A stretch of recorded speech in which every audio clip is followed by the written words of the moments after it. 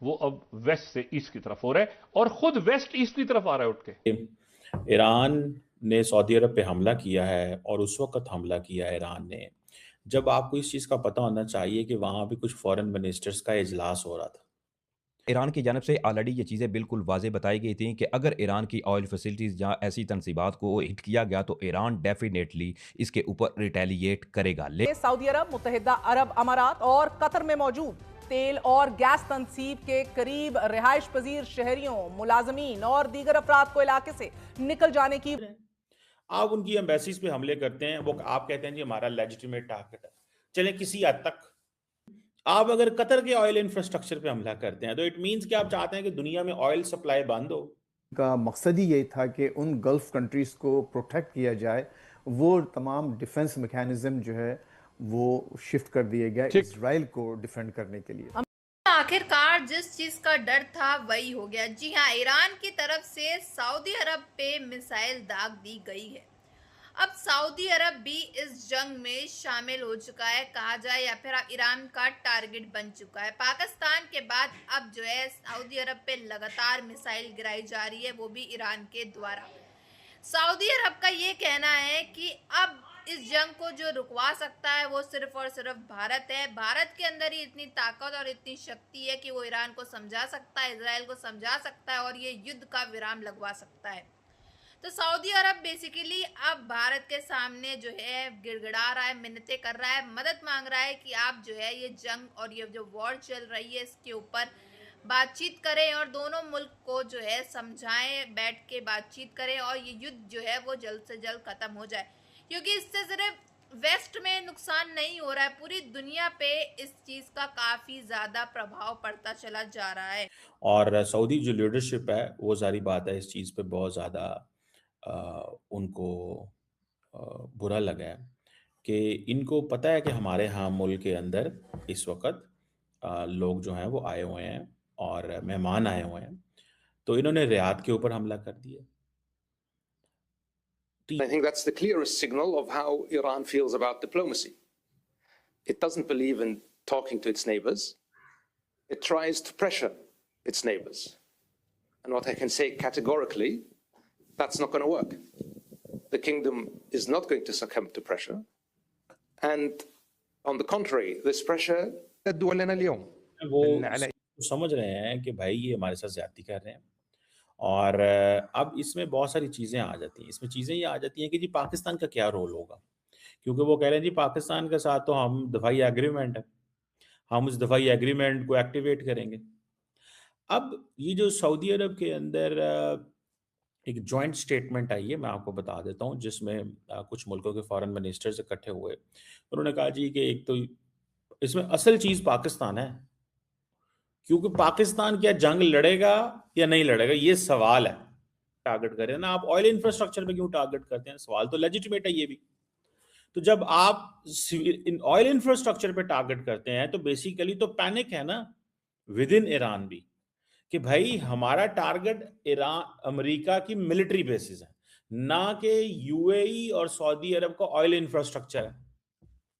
समझ state of Hormuz को बंद किया हुआ है और जो कि अमेरिकन बड़ी कोशिश कर रहे हैं। उन्होंने नेटो को भी इनवाइट किया है, उसके बाद उन्होंने यूके को इनवाइट किया, चाइना को इनवाइट किया, बट नोबडी केम। ज़ाहिर है कि दे ईरान की जानब से सऊदी अरेबिया के ऊपर अब तक का बदतरीन हमलों का सिलसिला शुरू किया जा चुका है। इस वक्त सऊदी अरब रियाद से कुछ इंतहाई आम तरीन और अब तक की बड़ी ब्रेकिंग मसूल हो रही है। ईरान अब खिते में मौजूद मिडल ईस्ट के तमाम तवानाई की तनसीबात को निशाना बनाएगा। 92 लोग अभी 24 घंटों में जख्मी हुए, जिसमें 11 के बारे में कोई वजाहत नहीं की। ईरान की जानब से ऑलरेडी ये चीज़ें बिल्कुल वाज़ेह बताई गई थी कि अगर ईरान की ऑयल फैसिलिटीज़ या ऐसी तनसीबात को हिट किया गया तो ईरान डेफिनेटली इसके ऊपर रिटेलिएट करेगा। लेकिन आज अमेरिका की जानब से जहाँ ये अंदाजे लगाए गए थे कि वो जगह जहाँ से तकरीबन 75% जो गैस है ईरान प्रोड्यूस करता है, इसको हिट करते हैं तो इससे एक मुआशी जो धचका है वो ईरान को लगेगा। लेकिन अब अमेरिका के तमाम अंदाजे जो हैं वो उल्टे हो चुके हैं और साथ ही साथ अब नज़र नहीं आ रहा कि ये जो चिंगारी लगी है अब ये ऊँट किस करवट बैठेगा, क्योंकि जो दारुल हुकूमत अल रियाज़ है ये वहाँ के हैं और वहाँ के लोकल जो लोग थे इन्होंने इन तमाम तमाम मनाजर को अपने मोबाइल में रिकॉर्ड किया। अब इसमें खबर ये सामने आ रही है कि just in 2 strong explosion in Riyadh Saudi Arabia. एक ज़राए ने यह कहा कि जी दो ज़ोरदार धमाके थे वो सऊदी अरेबिया के दारकूमत रियाद के अंदर सुने गए हैं, लेकिन अब बाकायदा तौर पर इसकी तस्दीक राइटर्स इसके अलावा अल जज़ीरा जो है वो भी कर चुके हैं कि इस वक्त शदीद तरीन जो बैलिस्टिक मिसाइल्स हैं वो सऊदी अरेबिया के किया, बल्कि एक आज जो मिसाइल था वो डिफेंस सिस्टम नाकाम रहा इसको इंटरसेप्ट करने में और इसने जाकर ऑयल की जो तनसीबात थी इनको हिट किया है। लेकिन अभी तक ये कंफर्म नहीं हुआ कि कौन सी जगह पर जो ऑयल फैसिलिटीज़ हैं सऊदी अरेबिया की इनको हिट किया गया है। इसके साथ साथ जो ऑफिशियल स्पोकन पर्सन है मिनिस्ट्री ऑफ डिफेंस के, उनकी एक स्टेटमेंट भी सामने आ चुकी है। अब इसके हवाले से जो ऑफिशियल है spoken person ministry of defence Saudi Arabia के, वो ये कहते हैं कि Saudi air defence system are responding to a ballistic missile threat targeting the city. अगर सऊदी अरब अकेले रिस्पॉन्ड करता है और वो कहते हैं जी हम तो अपना वो करते हैं, हमारे साथ तो हमारे साथ ज्यादती हो रही है, फिर एक और पोजीशन हो जाएगी। आप उनकी एम्बेसीज पे हमले करते हैं, वो आप कहते हैं जी हमारा लेजिटिमेट टारगेट है। चले किसी हद तक ठीक है, आपको समझ आती है, ठीक है आप कर रहे हैं, लेकिन आप अगर कतर के ऑयल इंफ्रास्ट्रक्चर पे हमला करते हैं तो इट मींस कि आप चाहते हैं कि दुनिया में ऑयल सप्लाई बंद हो। फिर ये मतलब वो समझ, फिर तो अकेला मुल्क है ना। इस चीज को भी देखना पड़ेगा कि ये अकेला मुल्क कैसे करेगा और ये किस तरह चीजें जो है वो चलेंगी। अब कुछ ना कुछ इनके साथ हमने वो राब्ते भी रखने हैं, चीजें भी करनी है। पाकिस्तान बड़ा इंपॉर्टेंट हो गया है हम सऊदी अरब के क्यों करीब है? क्या हमने ईरान के लिए ये दिफाई एग्रीमेंट किया? ये सवाल है। बट वी डोंट सी कि there is an Saudi Iran war जो होगी। हम इसको सिर्फ इजराइल के पर्सपेक्टिव से देखते हैं। मेरी असेसमेंट ये है कि कल को जो अगर इजराइल के खिलाफ, लेकिन American will never want that the Saudis to fight with Israel. हमारे ऊपर न्यूक्लियर अम्ब्रेला है। देखिए पाकिस्तान जो है ना, ऑब्वियसली सवाल तो है, मैं अगले दिन कल कोई समझ रहे हैं बात, तो ये चीज़ है। सो ये जो अभी रियाद से ये स्टेटमेंट आई है, तो हम उस खित्ते का हिस्सा बन चुके हैं। We are actually part of it. साथियों, आप जानते हैं कि लगातार ईरान इजराइल के वॉर के बीच में लगातार धमाकों पे धमाके हो रहे हैं और अब की बार तो टारगेट ईरान का बना सऊदी अरब, जो कि अब धुआं हो चुका है।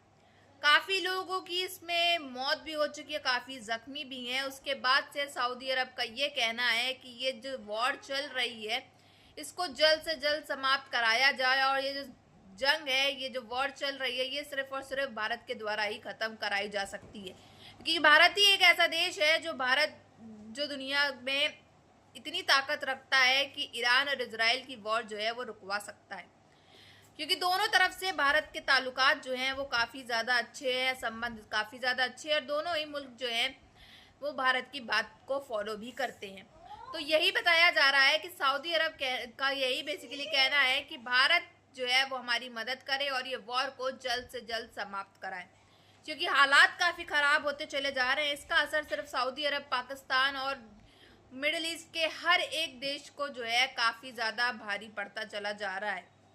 और आप जानते हैं कि एक ही दिन के बाद जो है लगातार 1-2 दिन में जो है ईद आने वाली है और ईद के ऊपर जो है ईद में ये सब हमले होना, वो भी अरब ममालिक मुल्क के अंदर, ये काफ़ी ज़्यादा ख़राब बात है और पाकिस्तानियों के लिए बहुत ही बुरी खबर है।